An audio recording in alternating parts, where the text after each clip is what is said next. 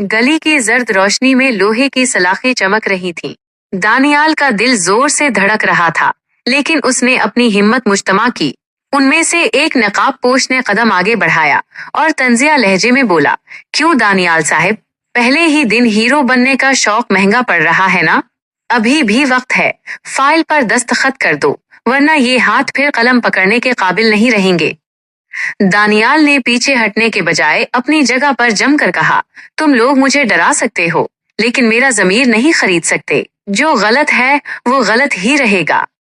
जैसे ही इस गुंडे ने सलाख लहराई, अचानक गली के दूसरे कोने से एक तेज रोशनी पड़ी और एक जीप के हारन की आवाज गूंजी। वो लोग घबरा गए और मोटरसाइकिलों पर बैठकर तेजी से फरार हो गए। जीप से एक बुजुर्ग शख्स बाहर निकले, जिनका नाम चौधरी असलम था।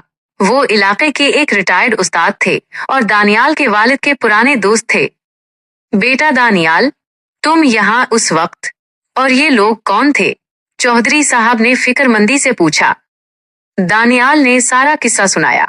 चौधरी साहब ने उसके कंधे पर हाथ रखा और कहा, बेटा, तुमने सही रास्ता चुना है, लेकिन ये रास्ता कांटों से भरा है। मुल्क शहरियार और मिस्टर जावेद जैसे लोग किसी भी हद तक जा सकते हैं। अब तुम्हें बहुत संभल कर चलना होगा।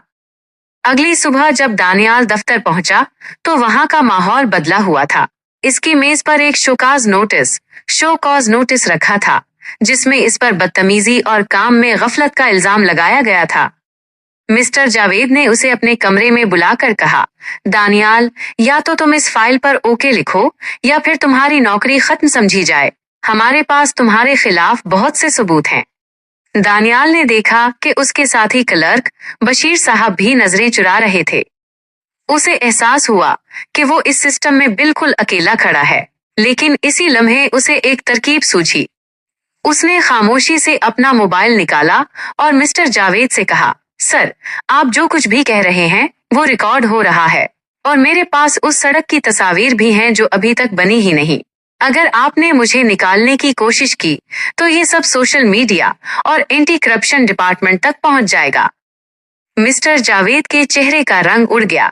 इसे उम्मीद नहीं थी कि ये सीधा साधा लड़का इतनी बड़ी चाल चल सकता है।